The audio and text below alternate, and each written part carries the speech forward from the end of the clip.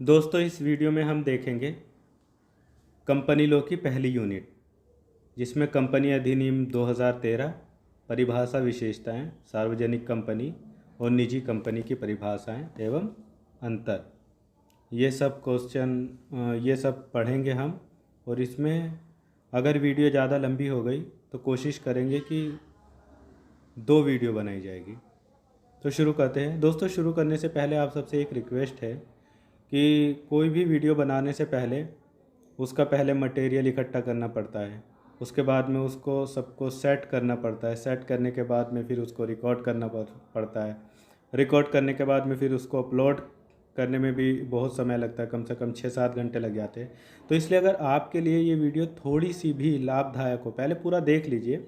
अगर आपको लगता है कि आपको कोई बेनिफिट इस वीडियो से मिलेगा या मिल रहा है तो मेरे चैनल को सब्सक्राइब कर लीजिए। नया चैनल है तो अगर सब लोग, बहुत ज़्यादा लोग जुड़ेंगे तो मुझे भी पढ़ाने में अच्छा लगेगा, मुझे मोटिवेशन मिलेगा। वरना अगर कम लोग रहेंगे तो फिर मुझे इतना आनंद भी नहीं आएगा। हो सकता है कुछ दिनों में मेरा हौसला भी टूट जाए और मैं वीडियो भी ना बना पाऊँ। तो इसलिए आपसे ये रिक्वेस्ट है कि चैनल को ज़रूर सब्सक्राइब कर लीजिए और वीडियो पसंद आया करे तो लाइक कर दीजिए। बाकी अगर आपका मुझे सपोर्ट मिलता रहेगा तो मैं सब सब्जेक्ट की वीडियो बनाकर इस पर अपलोड करता रहूँगा। तो चलिए शुरू करते हैं। सबसे पहले हम कंपनी अधिनियम 2013 है उसका परिचय देखते हैं। कंपनी अधिनियम 2012 को लोकसभा द्वारा 18 दिसंबर 2012 और राज्यसभा द्वारा 8 अगस्त 2013 को पारित किया गया।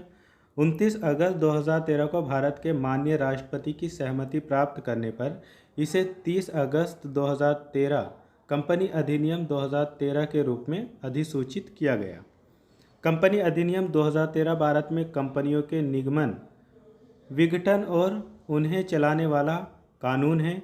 इस अधिनियम ने भारत के राष्ट्रपति की स्वीकृति प्राप्त करने के बाद कंपनी अधिनियम 1956, हम कहें 1956 का जो आंशिक रूप में उसका स्थान ले लिया। तो अगर आपसे ऑब्जेक्टिव में पूछा जाए कि कंपनी अधिनियम 2013 ने किसका स्थान लिया तो आप बता सकते हैं 1956 का।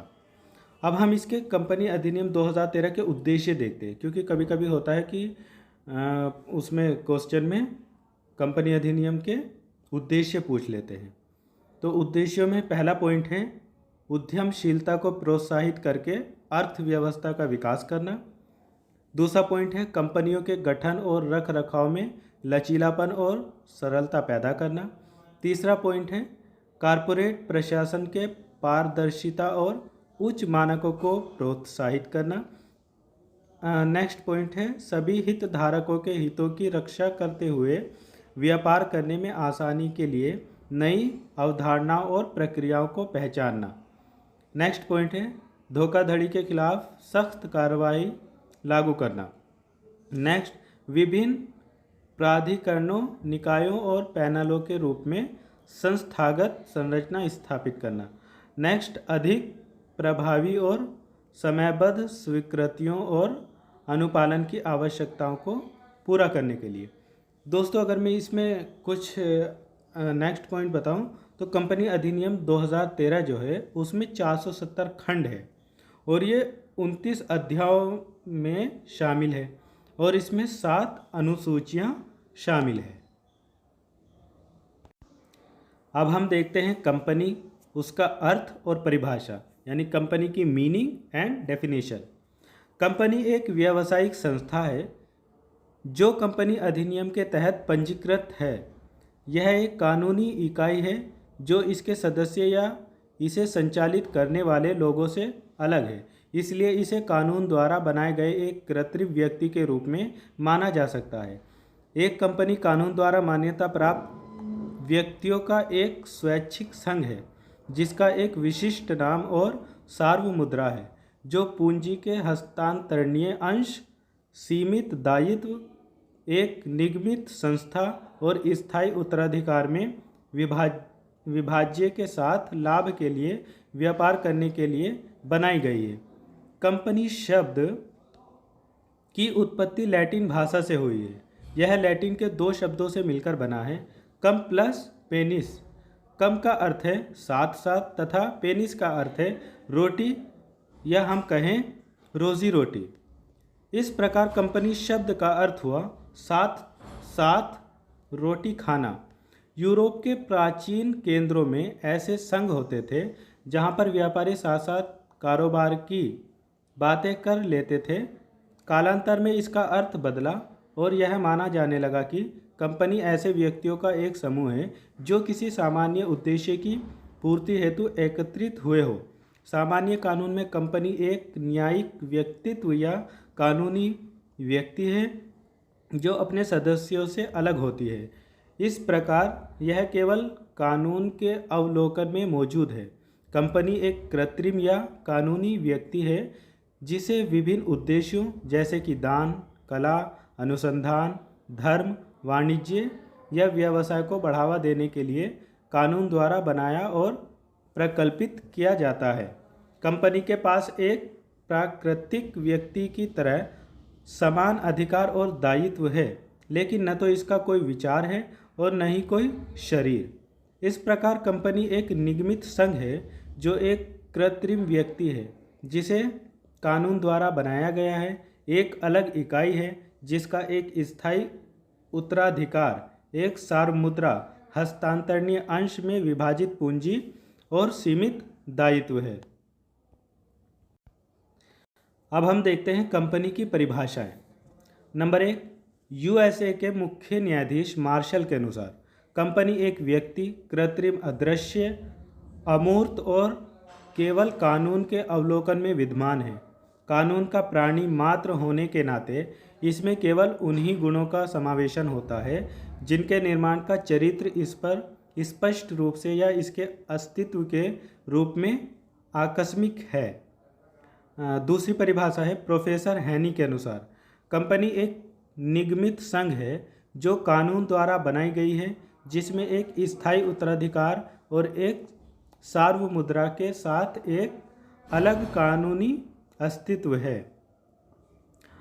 तीसरी परिभाषा है किम्बोल और किम्बोल के अनुसार निगमन स्वभाव से एक कृत्रिम व्यक्ति है या कुछ विशिष्ट उद्देश्य के लिए कानूनी कद द्वारा अधिकृत है। चौथी है कंपनी अधिनियम 2013 की धारा 2 उपधारा 20 के अनुसार कंपनी का अर्थ इस अधिनियम या किसी पिछले कंपनी कानून के तहत निगमित कंपनी है। अब हम देखते हैं कंपनी की विशेषताएं। एक कंपनी की मुख्य विशेषताएं हैं। नंबर 1, अलग कानूनी अस्तित्व। किसी कंपनी का अस्तित्व उसके सदस्यों से अलग और विशिष्ट होता है। कंपनी एक विधिक व्यक्ति होने से उसे संपत्ति अर्जित करने, धारण करने एवं उसका व्ययन करने का अधिकार रखती है। इसका एक अलग व्यक्तित्व है जो इसे रचने वालों से अलग है। सदस्य कंपनी के साथ अनुबंध भी कर सकते हैं और इसके खिलाफ एक अधिकार प्राप्त कर सकते हैं या इसके लिए एक दायित्व उठा सकते हैं। कंपनी को जो पूंजी मिलती है और उससे जो संपत्ति निर्मित की जाती है उस पर कंपनी का स्वामित्व होता है। नंबर 2, शाश्वत उत्तराधिकार। कंपनी की एक अन्य महत्वपूर्ण विशेषता यह है कि यह तब तक अपने व्यवसाय को जारी रखती है जब तक कि यह अधिनियम द्वारा निर्दिष्ट आधारों पर ख़त्म न हो जाए। इसके अलावा कंपनी के अंश अनंत रूप से बदलते हैं, लेकिन यह कंपनी के अस्तित्व को प्रभावित नहीं करता है। सरल शब्दों में कंपनी एक कृत्रिम व्यक्ति है जिसे कानून द्वारा अस्तित्व में लाया जाता है, इसलिए यह अकेले कानून द्वारा समाप्त किया जा सकता है और अपने सदस्यों की मृत्यु या अज्ञानता से अप्रभावित है। इसका नंबर 3, सीमित दायित्व।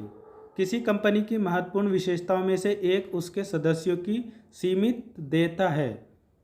सदस्य का दायित्व कंपनी के प्रकार पर निर्भर करता है। इसमें पहला पॉइंट है, एक सीमित देयता कंपनी के मामले में समग्रता में कंपनी के ऋण उसके अंशधारकों के ऋण नहीं बनते हैं। ऐसे मामले में इसके सदस्यों की देनदारी उसके द्वारा रखे गए अंश के नाम मात्र मूल्य तक सीमित होती है। अंशधारकों को उनके अंश के अवैतनिक मूल्य से अधिक भुगतान करने के लिए नहीं कहा जा सकता। दूसरा पॉइंट है इसमें, गारंटी द्वारा सीमित कंपनी के मामले में सदस्य केवल उनके द्वारा गारंटीकृत राशि की सीमा तक उत्तरदायी होते हैं। इसके अलावा यह दायित्व तभी उत्पन्न होता है जब कंपनी परिसमापन में जाती है। तीसरा पॉइंट है इसका, असीमित कंपनी के मामले में इसके सदस्यों के दायित्व असीमित हैं, लेकिन ऐसे उदाहरण बहुत दुर्लभ है। अब हम चौथी विशेषता देखते हैं, कृत्रिम व्यक्ति। कंपनी एक कृत्रिम व्यक्ति है और इसकी कानूनी इकाई अपने सदस्यों से अलग है। अलग कानूनी इकाई होने के नाते यह अपना खुद का नाम रखती है और एक कॉरपोरेट नाम के तहत कार्य करती है। इसकी अपनी एक मुद्रा है। इसकी संपत्ति इसके सदस्यों से अलग और विशिष्ट है। इसके सदस्य इसके मालिक हैं, लेकिन वे एक साथ इसके लेनदार हो सकते हैं क्योंकि इसकी अलग कानूनी इकाई है। एक अंशधारक को कंपनी के कृत्यों के लिए उत्तरदायी नहीं ठहराया जा सकता, भले ही वह संपूर्ण शेयर कैपिटल रखता हो। अंशधारक कंपनी के एजेंट नहीं हैं और इसलिए वे इसे अपने कृत्यों से नहीं बांध सकते। इसका नंबर 5, सार्वमुद्रा। जैसा कि कंपनी एक कृत्रिम व्यक्ति है और मानव की एजेंसी के माध्यम से काम करती है, इसका एक आधिकारिक हस्ताक्षर है। यह कंपनी के अधिकारियों और कर्मचारियों द्वारा इसके सभी दस्तावेज़ों पर जोड़ दिया गया है। यह आधिकारिक हस्ताक्षर कॉमन सील है। हालांकि कंपनी संशोधन अधिनियम 2015 ने कॉमन सील को वैकल्पिक बना दिया है। अधिनियम की धारा 9 में वाक्यांश और एक सार्वमुद्रा नहीं है। यह उन कंपनियों के लिए प्राधिकरण का एक वैकल्पिक तरीका प्रदान करता है जो एक सामान्य मुहर की इच्छा नहीं रखते हैं। इस संशोधन के अनुसार यदि किसी कंपनी के पास सार्वमुद्रा नहीं है तो प्राधिकरण हो सकता है। पहला पॉइंट है 2 डायरेक्टर या दूसरा पॉइंट 1 डायरेक्टर और कंपनी सचिव, यदि कंपनी ने कंपनी सचिव नियुक्त किया है, द्वारा किया जाएगा।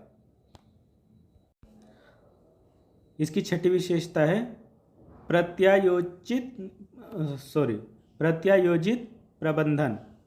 कंपनी एक स्वायत्त, स्वशासी और स्वनियंत्रण संगठन है। चूँकि इसमें बड़ी संख्या में सदस्य हैं, इसलिए सभी कंपनी के प्रबंधन में भाग नहीं ले सकते हैं। इसलिए वास्तविक नियंत्रण और प्रबंधन शेयरधारकों द्वारा अपने चुने हुए प्रतिनिधियों को निर्देशित किया जाता है, जिन्हें डायरेक्टर के रूप में जाना जाता है। वे कंपनी के दिन प्रतिदिन के कामकाज की देखभाल करते हैं। चूँकि शेयरधारकों ने बहुमत के आधार पर कंपनी की सामान्य नीति तय की, कंपनी का प्रबंधन लोकतांत्रिक पद्धतियों पर किया जाता है। अधिकांश निर्णय और केंद्रीकृत प्रबंधन अनिवार्य रूप से कार्यवाही की एकता लाते हैं। 7वीं विशेषता है मुकदमा करने और मुकदमा चलाने की क्षमता। एक कंपनी जो कानूनी व्यक्ति है अपने कॉरपोरेट नाम से अन्य व्यक्तियों पर मुकदमा कर सकती है। इसी तरह अन्य भी अपने नाम से कंपनी पर मुकदमा कर सकते हैं। इस प्रकार किसी भी कानून का उल्लंघन करने के लिए जुर्माना भी लगाया जा सकता है, लेकिन इसे एक आपराधिक आरोप के लिए कैद नहीं किया जा सकता है। 8वीं विशेषता है अंशों की हस्तांतरणीयता। एक शेयरधारक अन्य सदस्यों की सहमति के बिना किसी भी व्यक्ति को अपने शेयर हस्तांतरित कर सकता है। संस्था के अंतर नियम के तहत एक कंपनी अंशों के हस्तांतरण पर कुछ प्रतिबंध लगा सकती है, लेकिन इसे पूरी तरह से रोक नहीं सकती। निजी कंपनी अंशों के हस्तांतरण पर अधिक प्रतिबंध लगा सकती है। 9वीं विशेषता है मुनाफे के लिए स्वैच्छिक संघ। कंपनी मुनाफा कमाने के लिए व्यक्तियों का एक स्वैच्छिक संघ है। यह कुछ सार्वजनिक भलाई की उपलब्धि के लिए बनाई गई है और इसका लाभ शेयरधारकों के बीच बांटा जाता है। सार्वजनिक नीति के विरुद्ध गतिविधि करने और लाभ का कोई उद्देश्य नहीं रखने के कारण एक कंपनी का गठन नहीं किया जा सकता है।